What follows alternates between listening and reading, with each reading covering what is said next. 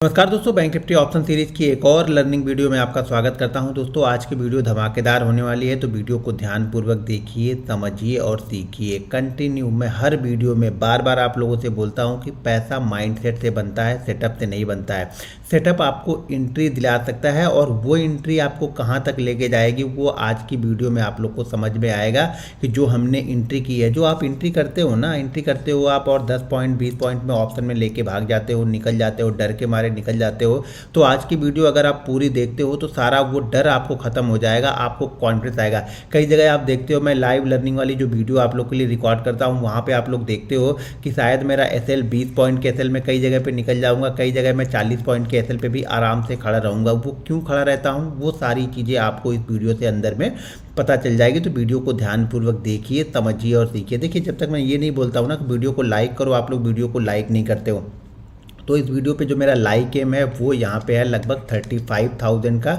यहाँ पे आपको वीडियो को लाइक करना है। कम से कम इस वीडियो पे 3,500 कमेंट भी आने चाहिए कि वीडियो आप लोग को कैसी लगी, अच्छी लगी, ख़राब लगी। अगर इस वीडियो में कुछ अच्छी चीज़ें लगी तो वो क्या है, वो पॉइंट मुझे आप कमेंट बॉक्स में लिख करके मुझे ज़रूर बताइएगा। इस वीडियो को कम से कम आप लोग को 1000 लोगों के पास में शेयर करना है, यानी एक लोग को नहीं, सब लोगों को मिला के 1000 लोगों के पास में शेयर करना है। जैसे ही वीडियो आप ऑन करते हो ना, वीडियो के नीचे एक शेयर का बटन रहता है, उससे शेयर कर दीजिए वीडियो को अपने सोशल मीडिया पे, इंस्टाग्राम पे, टेलीग्राम पे, ट्विटर पे।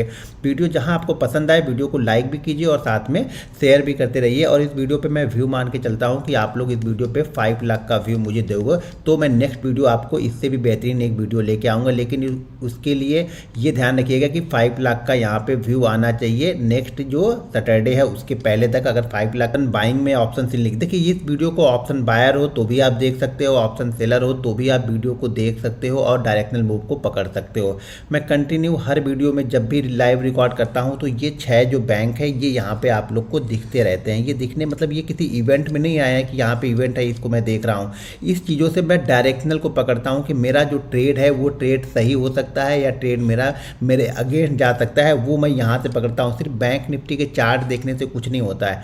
मैं कंटिन्यू बोलता हूँ, बैंक निफ्टी डिब्बा है। डिब्बा समझते हो, जैसे रेलगाड़ी चलती है ना, ट्रेन हमारी होती है ट्रेन, तो ट्रेन में डिब्बे लगे रहते हैं। वो डिब्बा तब तक नहीं चलेगा जब तक उसका इंजन नहीं चलेगा। तो सबसे ज़रूरी चीज़ क्या है, इंजन। और ये जो बैंक है ये बैंक निफ्टी के लिए इंजन का काम करते हैं। जब तक ये ऊपर नीचे नहीं करेंगे ये कुछ नहीं करेगा, ये अपनी जगह पे खड़ा रहेगा। और अगर ये अपनी जगह पे खड़ा रहेगा ना तो जो हमारा ऑप्शन है ना वो भी अपनी जगह पे ही खड़ा रहेगा, वो भी ऊपर या नीचे कहीं किसी भी साइड में मूव नहीं करेगा। तो अगर हमारा ऑप्शन मूव करना है तो उसके लिए क्या चाहिए, बैंक निफ्टी मूव करे। और बैंक निफ्टी को मूव करना है तो उसके लिए क्या चाहिए कि HDFC bank, ICICI, axis bank, SBI ये मूव करे, ये किस साइड में जा रहा है जिससे हम डायरेक्शनल को पकड़ सकते हैं। तो इसको देखने के बाद में ना जो आपका जो आप 10 पॉइंट या 20 पॉइंट लेके भाग सकते हो ना, मैं कि ये आपको गारंटी के साथ कह सकता हूं कि फिर आप उसको 10 पॉइंट 15 पॉइंट पे नहीं, उसके अच्छे मूव को आप पकड़ोगे। अगर अभी आप 10 पॉइंट पे भाग जाते हो तो इस वीडियो को पूरा देखने के बाद में तो वो जो भागने वाला जो आपका मूड है ना वो 20 पॉइंट के बाद आपको जनरेट होगा, क्योंकि 10 पॉइंट पे तब आपको डर नहीं लगेगा। कुछ ऐसी चीज़ें बताऊंगा तो वीडियो को पूरा देखते रहिए। अब यहाँ पे देखिए, HDFC bank, ICICI bank, Axis bank, इन सब का एक एवरेज है किसमें, बैंक निफ्टी में। यानी बैंक निफ्टी में इन सब का एक एवरेज है कि कितने परसेंट ये चलेंगे तो बैंक निफ्टी किस तरीके से मूव करेगा। एचडीएफसी बैंक, देखिए एचडीएफसी बैंक सबसे बड़ा बैंक है, इसका जो वेटेज है वो बैंक निफ्टी में लगभग अभी जो वेटेज है वो है यहाँ पे 26% का वेटेज बैंक निफ्टी में है। यानी बैंक निफ्टी अगर मान लीजिए सारे बैंक मिला करके बैंक निफ्टी ने आज मान लीजिए 390 पॉइंट का मूव किया है और सारे के सारे 1% मूव इसने भी किया है और उसके साथ में 1% का मूव भी एचडीएफसी में किया है, 1% का मूव आईसीआईसीआई ने किया है। एक एज्यूम करते हैं, ऐसा मैं बता रहा हूँ, 1% कंटिन्यू ये करेंगे नहीं, लेकिन 1% इसने भी चला, 1% ये भी चला, 1% ये भी चला, सारे बैंक भी 1% चले और फिर बैंक निफ्टी 1% चला। तो इसका मतलब ये है कि 26% का योगदान इसमें एचडीएफसी का था। आईसीआईसीआई सेकंड जो है वेटेज में सेकंड है, उसका जो वेटेज है यहाँ पे लगभग 25% का वेटेज है, यानी 25% का यहाँ पे इसका हिस्सा है बैंक निफ्टी में। अगर बैंक निफ्टी ऊपर या नीचे होता है तो 25% का उसका रोल जो है वो यहाँ पे आईसीआईसीआई बैंक संभालता है। एक्सिस बैंक का जो वेटेज है वो है यहाँ पे लगभग 11% का वेटेज, एक्सिस बैंक का वेटेज 11% का वेटेज एक्सिस बैंक का है, 11% का ही आईसीआईसीआई का है और 11% ही वेटेज लगभग इसका कोटक बैंक का है। जो इंडसइंड बैंक है वो लगभग 6% का वेटेज यहाँ पे रखता है।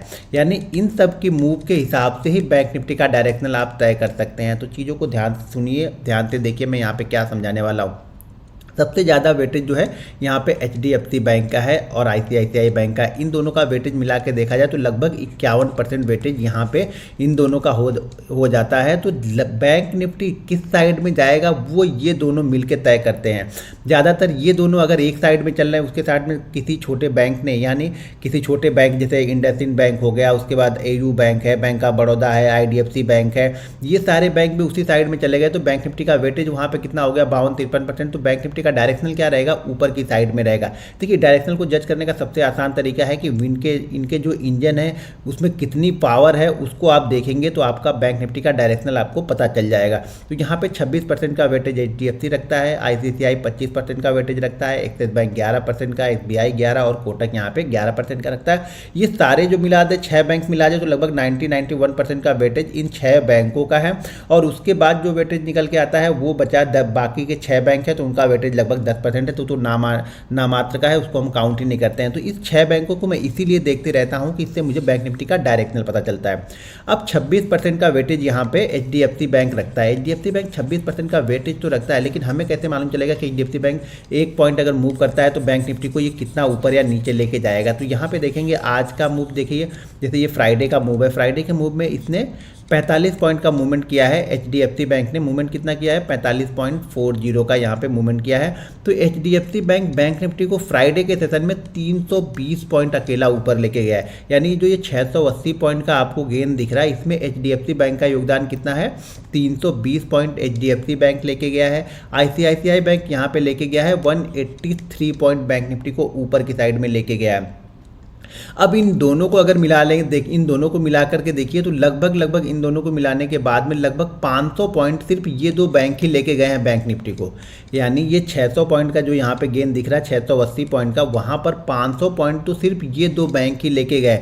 यानी अगर ये 2 बैंक सारे दिन पॉजिटिव थे तो बैंक निफ्टी का जो ओवरऑल जो डायरेक्शनल था वो ऊपर की साइड में था। यानी ओवरऑल जो डायरेक्शनल मतलब बैंक निफ्टी यहाँ पे प्लस में क्लोज हुआ, किसकी वजह से, इन दोनों की वजह से। इन दोनों का काफ़ी वेटेज 51% वेटेज है। और यहाँ पे देखेंगे तो 320 पॉइंट ये लेके गए और 183 पॉइंट यहाँ पे ICICI बैंक निफ्टी को ऊपर की साइड में ले जाके क्लोज किया। हाँ जरूर ऊपर से दोनों ही, इसका जो हाई था वो था 883 इसका हाई लगाया, तो ऊपर से ये वापस 13 पॉइंट नीचे भी आया है। यानी अगर ये अपने डे हाई के आसपास क्लोज करता तो शायद जो बैंक निफ्टी है वो लगभग यहाँ पे 800 पॉइंट के 800 पॉइंट का यहाँ पे मूव यहाँ पे गेन करके क्लोज करता है। लेकिन ये ऊपर से नीचे आया है, इसीलिए जो बैंक निफ्टी है वो भी ऊपर से नीचे यहाँ पे आया हुआ है। अब यहाँ पे देखेंगे तो एक्सिस बैंक का वेटेज कितना है 11% का, और एक्सिस बैंक कितना चला है 1.5, ये नीचे आया है। यानी ये ऊपर न जाके नीचे आया, तो इसका जो मूवमेंट कितना हुआ, इसका मूवमेंट जो हो गया वो मूवमेंट यहाँ पे निकल के आता है, वो लगभग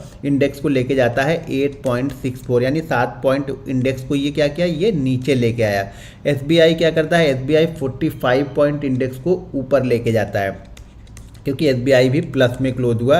और उसके बाद कोटक बैंक ये लगभग 33 पॉइंट इंडेक्स को ऊपर लेके जाता है। इंडसइंड बैंक माइनस में क्लोज हुआ, तो ये बैंक निफ्टी को लगभग 6 पॉइंट नीचे लेके आता है। तो ये जो 6 बैंक हैं, 6 जो मेजर बैंक हमारे हैं, इसीलिए मैं इस मेजर बैंक को देखते रहता हूँ कि इनकी मूवमेंट पे डिपेंड करता है कि बैंक निफ्टी क्या करेगा। तो ये 6 बैंकों का देखा जाए तो टोटल जो 6 बैंक हैं, इस 6 बैंकों को देखा जाए तो 625 पॉइंट यहाँ पे 625 पॉइंट जो यहाँ पे आपको दिख रहा है 681 पॉइंट। तो इन जो मेजर बैंक है जो ये अप साइड में गए हैं, ये अप साइड में 4 बैंक यहाँ पे अप साइड में गए हैं और 2 यहाँ पे माइनस में क्लोज हुए हैं, इंडसइंड बैंक और एक्सिस बैंक यहाँ पे माइनस में क्लोज हुए हैं। तो यहाँ पे देखा जाए तो 611 पॉइंट ये ऊपर लेके गए हैं बैंक निफ्टी को, ये 4 बैंक ऊपर लेके गए हैं, लेकिन उसमें से भी सिर्फ ये 2 बैंक ही 500 पॉइंट ऊपर लेके गए हैं बैंक निफ्टी को।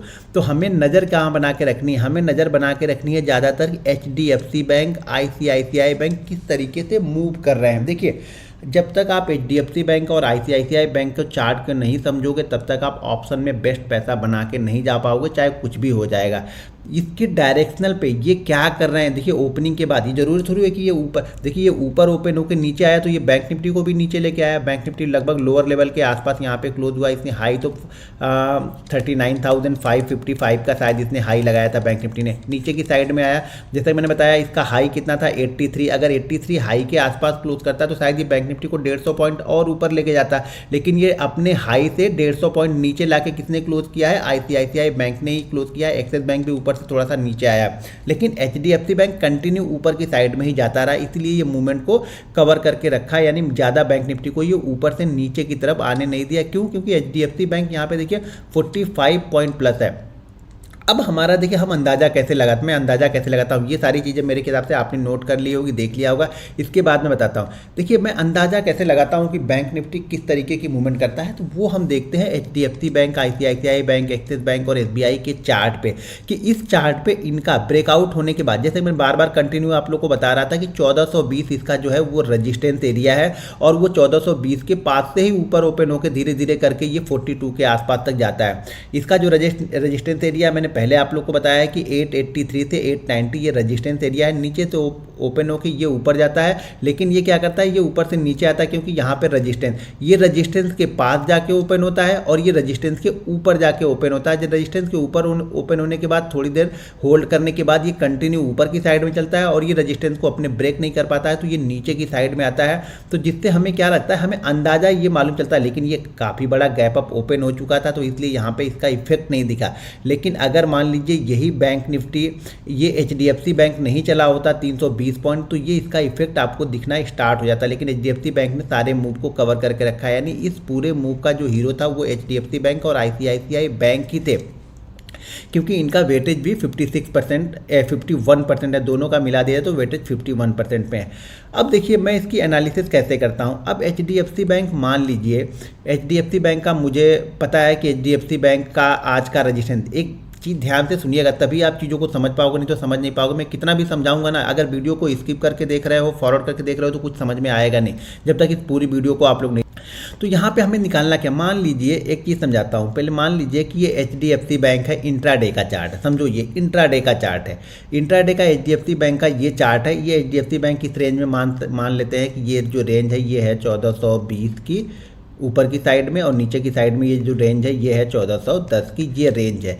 जनरली आप देखोगे मेरा फोकस एचडीएफसी बैंक और आईसीआईसीआई बैंक पे बिल्कुल क्लोजली मैं वॉच करते रहता हूँ। ज़्यादातर ट्रेड, ऑप्शन के ज़्यादातर ट्रेड यानी 90% ट्रेड मैं उसी डायरेक्शनल में लेता हूँ जिस डायरेक्शनल में एचडीएफसी बैंक का मूवमेंट होता है। उसके साथ में देखिए एचडीएफसी, मान लीजिए एचडीएफसी बैंक आज ऊपर है, आईसीआईसीआई बैंक आज नीचे है, तो इसके साथ में हमें देखना पड़ेगा कि एसबीआई, कोटक और एक्सिस बैंक किस साइड में मूव कर रहे हैं। देखिए जिसका वेटेज ज़्यादा होगा, यानी जो पावर ज़्यादा लगाएगा एचडीएफसी बैंक के साथ में, मान लीजिए आईसीआईसीआई नीचे है, एचडीएफसी ऊपर है, एचडीएफसी के साथ में मान लीजिए एक्सिस या एसबीआई भी उसके साथ में हो गया, तो इसका वेटेज फिर से ज़्यादा हो गया ऊपर जाने का, क्योंकि ऑलरेडी ये तो 26% है ही है, ये भी 11% ये भी है, तो ऑलरेडी अब वेटेज कितना हो चुका है, लगभग 48% यहाँ पे ऊपर की साइड में लेके जा रहा है। एचडीएफसी 26% है, 25% ये नीचे लेके जा रहा है, और शायद ये भी मान लीजिए नीचे की तरफ लेके जा रहा है, लेकिन तो भी वेटेज ऊपर की साइड में ज़्यादा है। तो मान लीजिए एचडीएफसी बैंक को मैं वॉच कैसे करता हूँ। एचडीएफसी बैंक मान लीजिए यहाँ पे 1420-1410 के बीच में ये ट्रेड कर रहा है, ठीक है।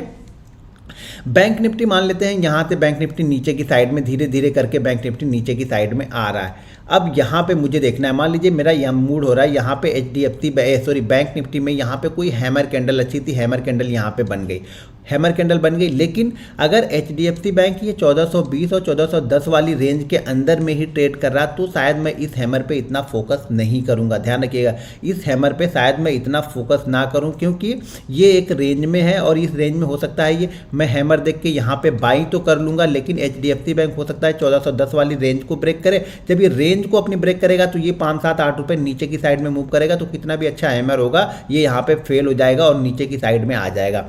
तो यहाँ पे मैं क्लोजली वॉच क्या करूँगा कि एचडीएफसी बैंक यहाँ पे अगर ब्रेकआउट की तरफ बढ़ रहा, मान लीजिए एचडीएफसी बैंक 1410-1420 की रेंज है, एचडीएफसी बैंक 1407-8 यहाँ पे 1418 माने 1418 पे ट्रेड कर रहा है, 1489 पे ट्रेड कर रहा है, और यहाँ पे ये ब्रेकआउट कर दे और यहाँ पे मेरी हैमर कैंडल बन जाए, या यहाँ पे कोई मेरी बुलिश कैंडल बन जाए, या हो सकता है बैंक निफ्टी भी कोई रेंज बना रहा हो और इस रेंज को अगर बैंक निफ्टी ऊपर की साइड में ब्रेक करे प्लस एचडीएफसी भी ऊपर की साइड में ब्रेक करा, तो मैं यहाँ पे कॉल लेके बैठ जाऊँगा।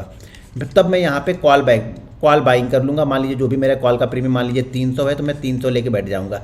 अब हो सकता है, देखिए चीज़ों को ध्यान से सुनिए, अब मज़ा यहाँ पे आएगा कि इस कॉल को होल्ड करने में मैं किस तरीके से सोचता हूँ।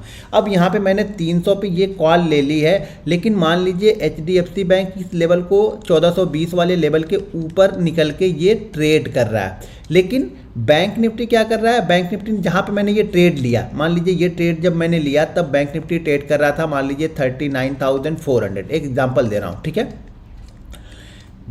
HDFC बैंक तो ठीक है 20 के ऊपर, ये 21 22 ये धीरे धीरे जा रहा है, लेकिन बैंक निफ्टी क्या कर रहा है, ये 39,400 से थोड़ा सा नीचे ट्रेड करने लगा, मान लीजिए 39,380 के पास ट्रेड कर रहा है। और हमारा जो मैंने कॉल लिया था, ये कॉल मेरा आ गया है 290 के पास में। देखिए मैं तब तक नहीं डरूंगा इस कॉल में ना, जब तक ये HDFC बैंक 20 के ऊपर कंटिन्यू ट्रेड कर रहा है। HDFC बैंक ने जो रेंज ब्रेक किया है ना, इस रेंज के ऊपर ये जब तक चल रहा है तब तक मुझे इस कॉल में डर नहीं है। अब कॉल में डर का मतलब ये नहीं कि बैंक निफ्टी यहाँ से 400 पॉइंट नीचे चला है तो भी मैं नहीं देखूंगा, सिर्फ HDFC बैंक को देखूंगा। बैंक निफ्टी देखिए, बैंक निफ्टी को सपोर्ट कौन कर रहा है, HDFC bank, ICICI bank, Axis bank, SBI, ये सपोर्ट कर रहे हैं। उसमें से जो मेजर बैंक इसका है HDFC, वो क्या कर रहा है, ऊपर की साइड में इसने ब्रेकआउट दिया है, ये ऊपर की साइड में यहाँ पे निकल के जा रहा है। तो मुझे इस कॉल में ज़्यादा डर नहीं रहेगा, क्योंकि मुझे मालूम है ये अगर ऊपर की साइड में जाएगा तो ये ज़्यादा, अगर नीचे भी आ रहा होगा तो ज़्यादा नीचे नहीं आएगा, और थोड़ा सा भी मूव करेगा ना तो ये बहुत तेज़ी से ऊपर की साइड में मूव कर जाएगा। अगर किसी और ने भी इसके साथ में सपोर्ट दे दिया, मान लीजिए किसी और ने सपोर्ट नहीं दिया है तो ही ये 400 से 380 आया ना, जैसे ही किसी और ने इसमें सपोर्ट दे दिया और ये तो पहले से ही सपोर्ट दे के बैठा हुआ है, तो क्या होगा, हमारा कॉल ये बहुत तेज़ी से 310 वाला 320 330 यहाँ पे पहुँच जाएगा। मैं डरूंगा कब, जब ये 380 आ गया है, ठीक है, और ये भी क्या करेगा, ये 1420 की जगह पे ये वापस 1418 ट्रेड करने लगा, यानी जिस रेंज में ये सारा दिन फंसा हुआ था वापस इसी रेंज में आके ये ट्रेड करने लगा है। तब मुझे थोड़ा सा डर लगेगा कि शायद ये मूव नहीं कर रहा है, या इसको ये जो 1420 वाला रजिस्टेंस है, इस रजिस्टेंस को कंटिन्यू ये फेस कर रहा है। जब ये रजिस्टेंस फेस करेगा ना तो ये बैंक निफ्टी को ऊपर नहीं जाने देगा, क्योंकि ऑलरेडी ये नीचे की साइड में आ रहा है, ये रेंज में फंसा हुआ है। तो जब तक HDFC बैंक, ICICI बैंक की कोई डायरेक्शनल मूव ना हो ना, तब तक मैं ऑप्शन में जल्दी एंट्री नहीं लेता हूँ।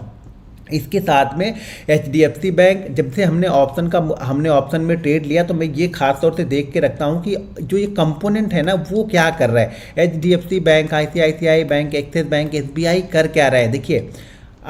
देखिए अगर आप कंपोनेंट को सही तरीके से फॉलो करते हैं, मेरी सक्सेस का राज भी ये कंपोनेंट है कि कंपोनेंट की साइड में जनरली बहुत अच्छे दिन मार्केट 200 पॉइंट भी ऊपर की तरफ रहता है, 920 की स्ट्रेटजी भी बन जाती है। आप लोग सिर्फ स्ट्रेटजी करते हो ना, 920 की स्ट्रेटजी भी बन जाती है। मान लीजिए 920 की स्ट्रेटजी मुझे यहाँ पे बाइंग सिग्नल दे रही कि यहाँ पे मुझे बाइंग करना चाहिए, लेकिन HDFC बैंक डे लो को ब्रेक कर रहा है, मैं कभी भी इस स्ट्रेटजी में एंट्री नहीं लूँगा, क्योंकि मुझे मालूम है जो इस परिवार का मेन सदस्य है वो यहाँ पे नीचे की साइड में जा रहा है, तो ये परिवार ऊपर की साइड में ग्रो कर ही नहीं सकता, ये नीचे ही आना है। हाँ, ये हो सकता है कि अगर ये पांचों एक साइड में मूव कर जाए, ये तो 26% का ये नीचे लेके आ रहा है, लेकिन बाकी ये 5 डे हाई ब्रेक कर रहे हो। मान लीजिए HDFC यहाँ पे डे लो ब्रेक कर रहा हो, यहाँ पे HDFC डे लो ब्रेक कर रहा हो, ICICI, एक्सिस, SBI, कोटक, ये सारे डे हाई को ब्रेक करके ऊपर की साइड में निकल रहे हैं, तब एक चांस यहाँ पे मैं ले सकता हूँ, क्योंकि ये 4 मेजर बैंक जो इनका जो वेटेज हो चुका है चारों का मिला के वो लगभग 50% से ऊपर का वेटेज हो चुका है, जबकि गिरने वाले का वेटेज सिर्फ HDFC है तो वो 26% है। फिर भी मेरा बैंक निफ्टी मेरा ऑप्शन अच्छा कर जाएगा यहाँ पे।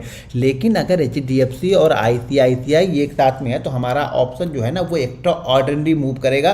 फिर मैं यहाँ पे नहीं डरने वाला हूँ। फिर मैं यहाँ पे देखिए, अगर HDFC और ICICI ये दोनों ही एक साइड में मूव कर रहे हैं और मैंने यहाँ पे मान लीजिए 300 की कोई कॉल ले ली है और वो कॉल यहाँ पे 280 भी आ जाए, 270 भी आ जाए ना, तो भी मैं नहीं डरूंगा, क्योंकि मुझे पता है मेजर ये ऊपर की साइड में जा रहे हैं। तो जैसे बैंक निफ्टी थोड़ा सा ऊपर निकलेगा ना, मेरा ये ऑप्शन है वो वापस 350 360 का मूव कर जाएगा, आराम से कर जाएगा। क्यों?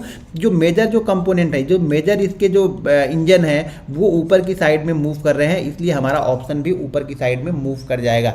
तो कभी भी जब ऑप्शन आप डायरेक्शनल मूव करते हो, हम ऑप्शन बायर है और मुझे मोमेंटम चाहिए होता है, मैं बार बार बोलता हूँ ना, मोमेंटम चाहिए होता है।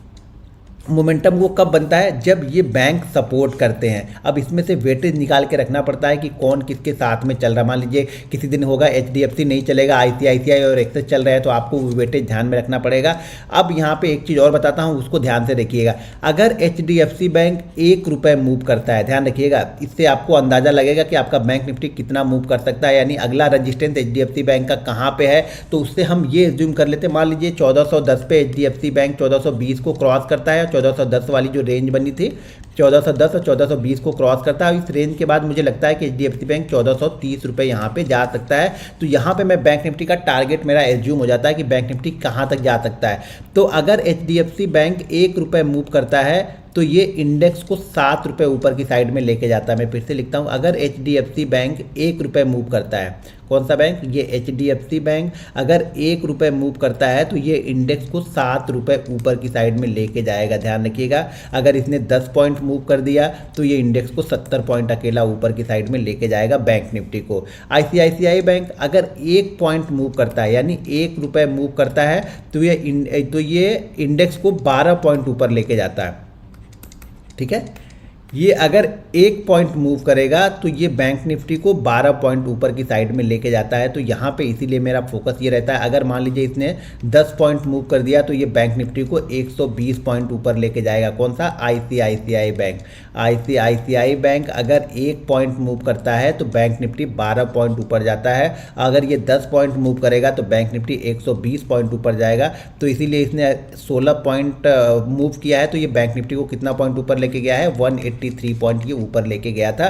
तो ये ध्यान रखिएगा कि 1 पॉइंट की मूवमेंट में, देखिए ये मूवमेंट मैं क्यों बता रहा हूँ 1 पॉइंट की। मान लीजिए अब HDFC बैंक का रजिस्टेंस कितना है, 883 रजिस्टेंस है। अब मुझे मालूम है ये रजिस्टेंस को अगर इंट्राडे में निकालता है तो ये 890 तक जा सकता है। जब ये 890 तक जा सकता है और 83 के पास इसने ब्रेकआउट किया तो इसके पास 7 रुपये का मूव मुझे दिख रहा है, 7 रुपये का। तो 7 रुपये में ये कितना मूवमेंट कर जाएगा, ये 12 रुपये मूव करता है।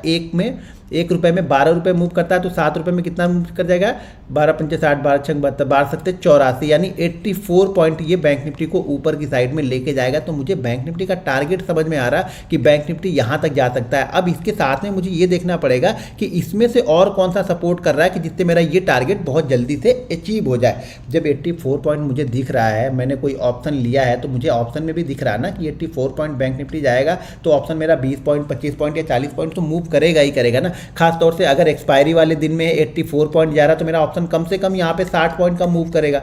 तो बस ये सब सारी चीज़ें आपको ध्यान में रखनी है। उसी तरह से अब यहाँ पे अगर एक्सिस बैंक को देखा जाए तो एक्सिस बैंक अगर 1 पॉइंट ऊपर या नीचे होता है तो बैंक निफ्टी को 6 पॉइंट ऊपर या नीचे ये कर सकता है। SBI अगर 1 पॉइंट ऊपर और नीचे होता है तो ये बैंक निफ्टी को 8 पॉइंट ऊपर या नीचे करता है।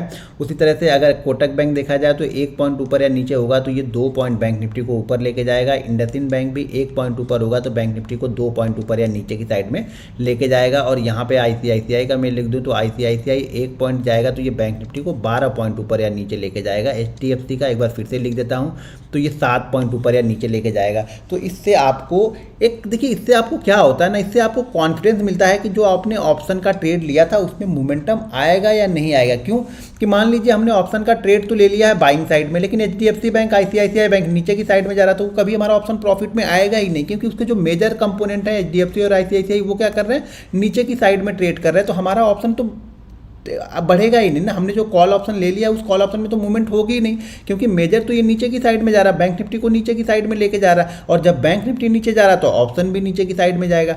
तो ये कंपोनेंट मुझे वो बिलीव देता है, ये कंपोनेंट मुझे वो कॉन्फिडेंस देता है कि मेरे प्रॉफिट में मुझे खड़ा रहना है या प्रॉफिट बुक करके भाग जाना है। जो मैंने ट्रेड लिया है वो ट्रेड सही हो सकता है या गलत होगा। अगर गलत होगा तो मैं पहले ही भाग जाऊँ उस ट्रेड से, क्योंकि ऑलरेडी इसने ब्रेकआउट या ब्रेक डाउन कर दिया है। मेरे अगर अगेंस्ट ये दोनों चल रहे हैं तो कभी भी आपका ऑप्शन का ट्रेड सक्सेसफुल होगा ही नहीं, ये ध्यान रखिएगा। मतलब जब हमने ट्रेड लिया उस ट्रेड की बात करा, वहाँ से अगर अगेंस्ट चल रहे हैं तो ये हमारा ट्रेड कभी प्रॉफिट में जाएगा ही नहीं। तो इसीलिए मैं इन कंपोनेंट पे बहुत फोकस करता हूँ, क्योंकि मेरा जो सक्सेस रेट है वो बहुत अच्छा इस कंपोनेंट की वजह से हुआ। जब मैंने कंपोनेंट को वॉच करना स्टार्ट किया, इसके सपोर्ट और रजिस्टेंस को देखना स्टार्ट किया, और इसके सपोर्ट और रजिस्टेंस के बेस पे ही मैं बैंक निफ्टी के ऑप्शन को ट्रेड करता हूं कि मुझे पता चलता है कि HDFC बैंक ने अगर ब्रेकआउट किया है तो वो कहां तक जा सकता है, ICICI बैंक ने अगर ब्रेक डाउन किया है तो वो कहां तक जा सकता है।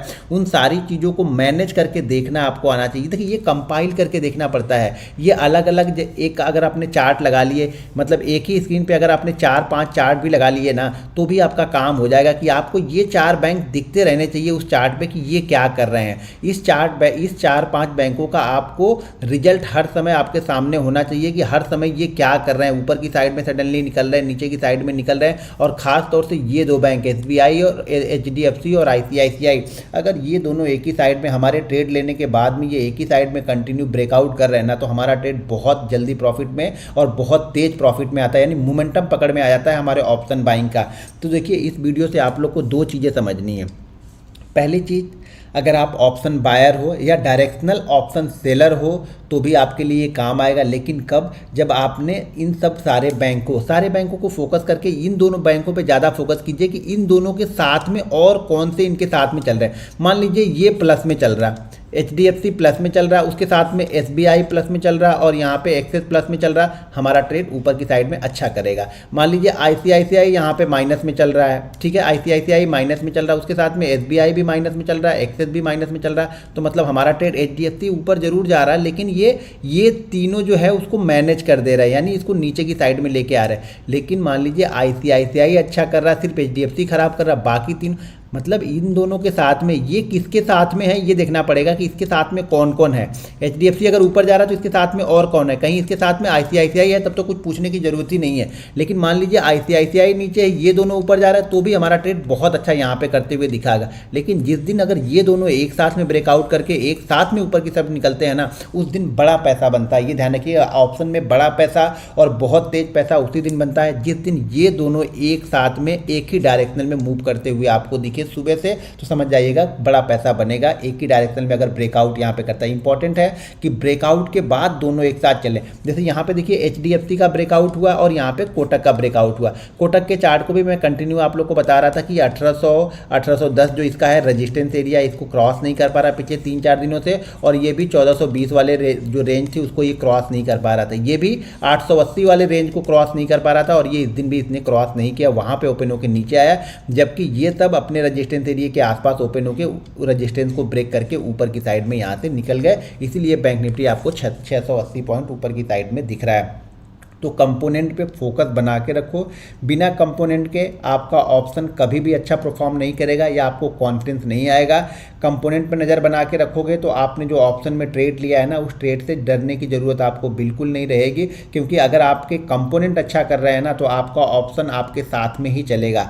आपका ऑप्शन अगर आपने डायरेक्शनल मूव पकड़ा हुआ है और आपके जो मेजर बैंक है वो भी आपकी डायरेक्शन में ही चल रहे हैं उस समय, तो आपको डरने की ज़रूरत नहीं है। हमें डरने की ज़रूरत तब होती है जब हमारा मेजर जो कंपोनेंट है वो हमारे ट्रेड के अगेंस्ट चल रहा होगा। अगर हमने कॉल बाइंग किया है और ये नीचे चल रहा है तो हमारा कॉल जो है वो अच्छा परफॉर्म नहीं करेगा। अगर ये दोनों उसी साइड में हमारे अगेंस्ट चल रहे हैं तो बिल्कुल ही नहीं करेगा, ये ध्यान रखिएगा। तो दोस्तों वीडियो पसंद आए तो वीडियो को लाइक और शेयर कीजिए।